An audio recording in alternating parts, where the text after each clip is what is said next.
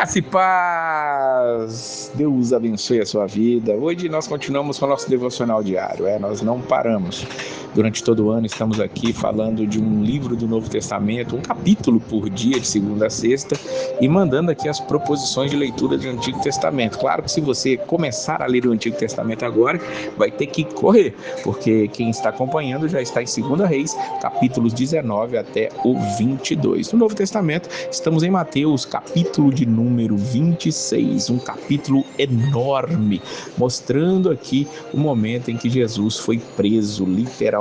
Mas antes de ser preso, havia um plano para matar Jesus. Jesus estava ali, depois de ter dado o seu sermão profético. A Bíblia diz para nós, no versículo 1, que tendo Jesus acabado todos os ensinamentos, disse aos seus discípulos: sabeis que daqui a 2 dias celebrar-se-á a Páscoa e o Filho do Homem será entregue para ser crucificado. Veja que Jesus já está deixando muito explícito diante daqueles homens, dos seus discípulos ali, que ele vai morrer em breve, mas os olhos deles pareciam que estavam fechados. Depois disso, Jesus volta para Betânia, e em Betânia ele mais uma vez vai deixar meio que explícito ali as coisas diante daqueles discípulos. Chega primeiro uma mulher, ela vem por trás dele e unge ali com um vaso de alabastro cheio de um bálsamo precioso, derrama sobre a cabeça de Jesus, e Jesus diz claramente: ela praticou uma boa ação para comigo. E olha o que diz o versículo 12: pois derramando este perfume sobre meu corpo, ela o fez para o meu sepultamento. Mais claro do que isso, não sei o que seria. Jesus, depois daquilo ali, depois de dizer tudo isso, sabia que ia morrer e tal, nós vamos ver agora um plano para que Jesus fosse ali preso.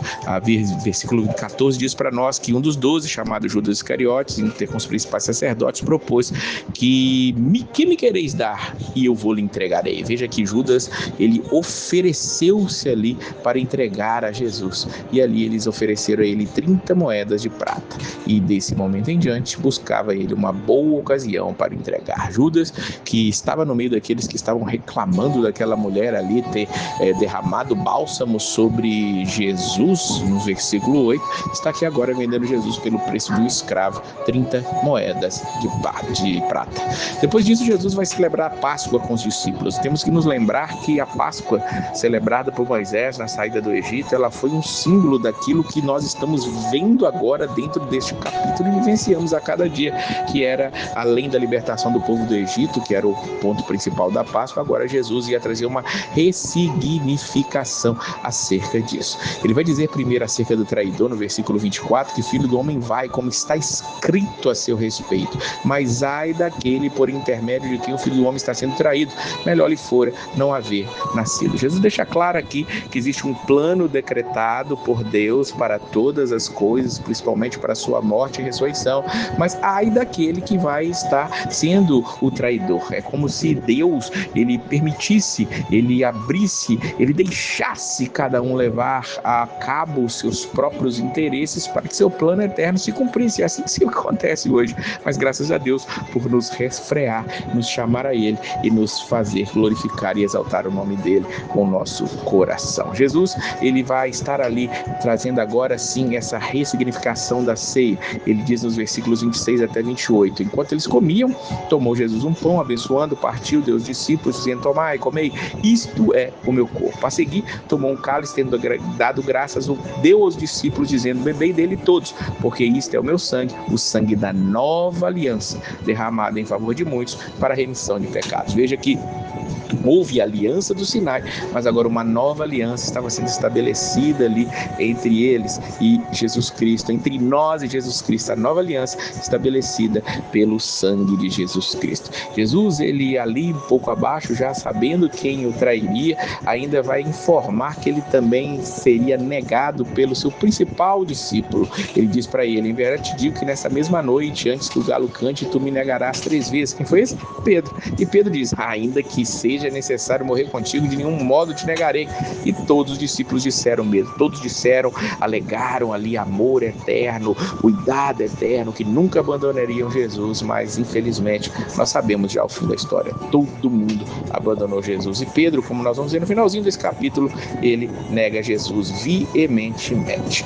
Depois daquilo, Jesus, ele sai, vai para um lugar chamado Getsemane, e ali leva 3 de seus discípulos para orar em particular, mas todos foram para aquela oração.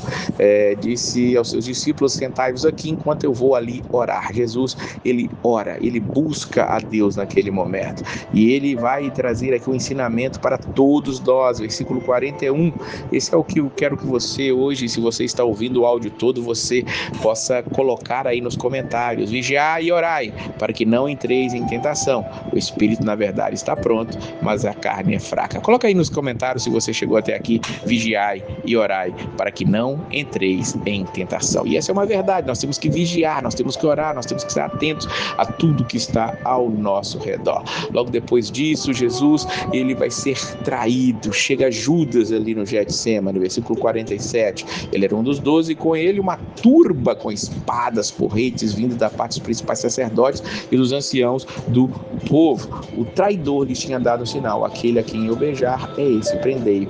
E logo, aproximando-se de Jesus, lhe disse: salve, mestre, e o beijou. Judas entregou Jesus com um beijo. Ali estava de noite, vamos lembrar, a iluminação com certeza bem parca naquele momento, e ali ele deu um beijo para que eles reconhecessem que eles eram muito parecidos, se vestiam parecidos, e então todos ali não podiam saber exatamente quem era Jesus, mas Judas deu o sinal com um beijo. E Jesus, ele vai dizer: deixa que aconteça, deixa que as escrituras se cumpram. Ele já tinha dito que as escrituras precisavam se cumprir no caso de Judas, e agora ele diz aqui no versículo 53: pensas que não posso rogar ao meu pai e ele me mandaria neste momento mais de 12 legiões de anjos?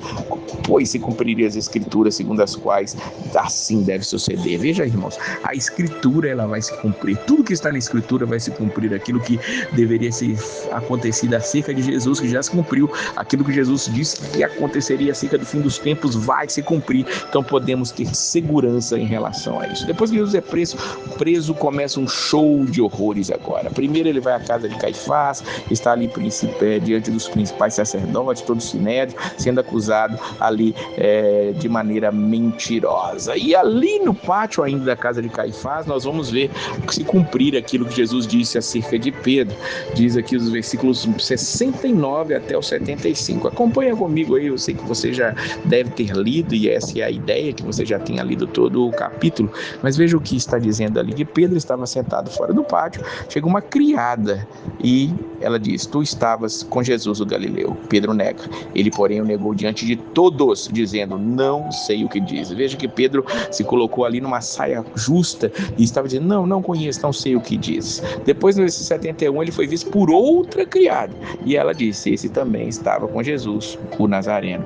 Mais uma vez ele nega, e agora ele jura, ele nega com juramento: não conheço tal homem. Veja que Pedro está negando, ele se esquece até daquilo que Jesus tinha dito para ele, de que ele o negaria naquele momento. Ele está com seus olhos ali meio que cegos relacionados a isso, o medo está cegando ele. Mas no 73 nós vamos ver de novo: logo depois, aproximando os que ali estavam, disseram a Pedro: verdadeiramente és também um deles, porque o teu modo de falar o denuncia. Veja que até o modo de falar denunciava ali quem andava com Jesus. E Pedro, ele agora, além de negar, ele pragueja. Ele já tinha negado, ele já tinha até jurado, agora ele vai praguejar e jurar: não conheço esse homem. Mas naquele momento, o galo cantou. Irmãos, esse galo cantar aqui é espetacular. É o instrumento da graça de Deus na vida de Pedro. Se o galo não canta, Pedro ia entrar aqui em um turbilhão de negações de Jesus Cristo, que com certeza ele não conseguiria se restaurar. Talvez ele fizesse como Judas e fosse se matar pelo remorso que estava sobre ele.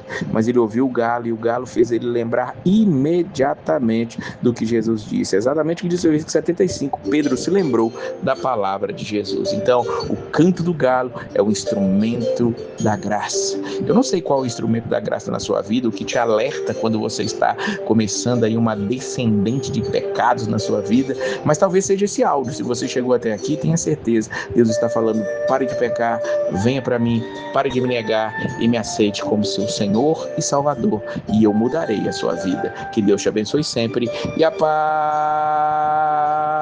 do Senhor.